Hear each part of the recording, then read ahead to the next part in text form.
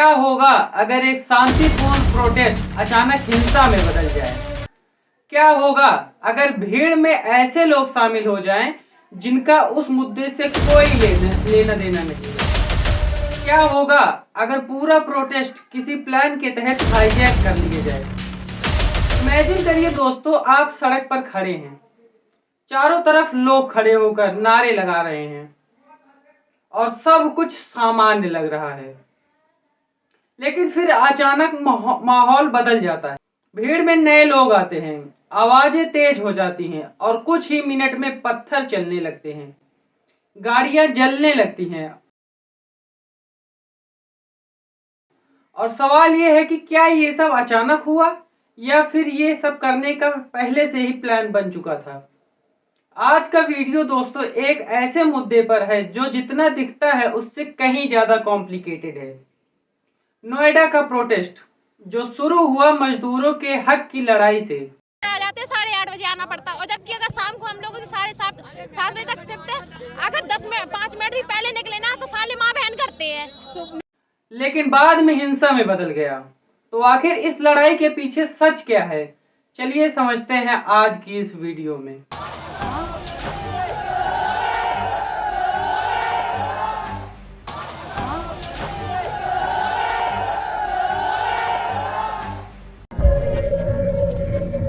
नमस्कार दोस्तों, सबसे पहले समझते हैं कि प्रोटेस्ट आखिर शुरू कैसे हुआ। मांग हमारी है सैलरी 18 से 20 हजार के बीच होनी चाहिए, जो सरकार ने रखी है। आज के तारीख में इकोनॉमिक बहुत आगे जा चुकी है, 11,000 रुपए में कुछ नहीं हो रहा। इस बात की है, सुबह सीनियर आए, सुबह आते उन्होंने एक बात बोली है कि जैसा काम करना करो, जैसा नहीं करना जाओ, ऐसी धमकी दी है। इसी वजह से इसलिए तोड़फाड़ करी है। नोएडा के इंडस्ट्रियल एरिया में कई मजदूर लंबे समय से परेशान थे। उनकी मांगे थी कि ज्यादा वेतन, बेहतर काम की स्थिति, ओवर टाइम का सही पैसा और बेसिक रेस्पेक्ट। अब आप खुद इमेजिन करिए दोस्तों कि अगर आपकी इनकम नहीं बढ़ रही है लेकिन खर्च लगातार बढ़ रहे हैं तो फ्रस्ट्रेशन होना बिल्कुल नेचुरल है। कई मजदूरों का कहना था कि वो लंबे समय से अपनी बात रख रहे थे लेकिन कोई सुनवाई नहीं हो रही थी। शुरुआत में यह प्रोटेस्ट पूरी तरह से पीसफुल था, लोग सिर्फ अपना हक मांग रहे थे। लेकिन फिर कुछ ऐसा हुआ जिसने पूरी सिचुएशन को पलट दिया। कुछ ही घंटों के अंदर हालात कंट्रोल से बाहर जाने लगे। रिपोर्ट्स के अनुसार पत्थरबाजी शुरू हो गई, गाड़ियों में आग लग गई, पब्लिक प्रॉपर्टी को नुकसान पहुंचाया और सड़कें पूरी तरह से जाम हो गई।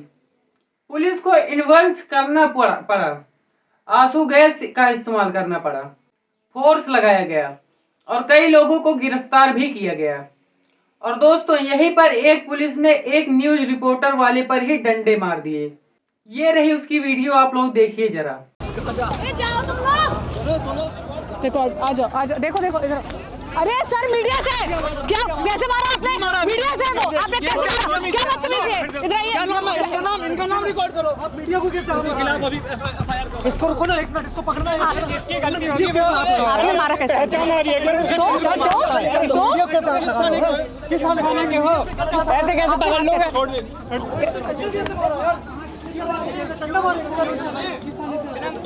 विनोद शुक्ला नाम है। तो ये है दिल्ली पुलिस जो किसी पर भी हाथ उठा देती है। आप कमेंट में बताइए दोस्तों कि दिल्ली पुलिस पर कोई एक्शन लेना चाहिए या फिर नहीं। चलिए हम प्रोटेस्ट की तरफ चलते हैं। दोस्तों यहाँ सबसे बड़ा सवाल ये उठता है कि क्या वही लोग थे वो जो कुछ देर पहले शांति से प्रोटेस्ट कर रहे थे या फिर भीड़ में कुछ नए लोग भी शामिल हो गए थे? क्योंकि अक्सर देखा जाता है कि जब भी कोई बड़ा प्रोटेस्ट होता है तो कुछ लोग उसका फायदा उठाने की कोशिश जरूर करते हैं। अब आते हैं सबसे कंट्रोवर्शियल हिस्से पर, प्रोटेस्ट हाईजैक थ्योरी। रिपोर्ट्स ये सजेस्ट करती हैं कि इस प्रोटेस्ट को जानबूझकर भड़काया गया, फेक सोशल मीडिया अकाउंट्स बनाए गए, अफवाहें फैलाई गई, गलत या पुराने वीडियोस सर्कुलर किए गए और लोगों को इमोशनली ट्रिगर किया गया। इमेजिन करिए दोस्तों, अगर आप किसी को गुस्सा दिलाना चाहें तो सबसे आसान तरीका क्या होगा? गलत जानकारी फैलाना। कुछ सोर्स का यह भी दावा है कि बाहरी लोग भीड़ में घुस गए थे जिनका असली मजदूरों से कोई कनेक्शन नहीं था। लेकिन सच ये है कि अभी तक कोई फाइनल प्रूफ सामने नहीं आया है और इन्वेस्टिगेशन अभी तक जारी है। अब थोड़ा लॉजिकली सोचते हैं।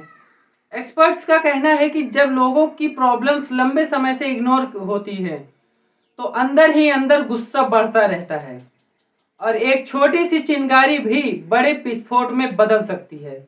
लेकिन साथ ही ऐसे सिचुएशंस में कुछ लोगों ने मौके का फायदा उठाया। तो क्या पॉसिबल है कि दोनों बातें एक साथ सच हों? हाँ, मजदूरों की प्रॉब्लम्स भी रियल थी और शायद कुछ लोगों ने माहौल का फायदा भी उठाया। इसीलिए बिना पूरी जानकारी के एक साइड को ब्लेम करना सही नहीं है।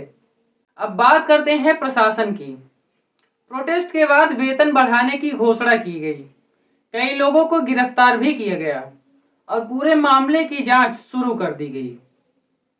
अब फोकस है कि शांति बनाए रखना, सच्चाई सामने लाना और मजदूरों की समस्याओं को सॉल्व करना।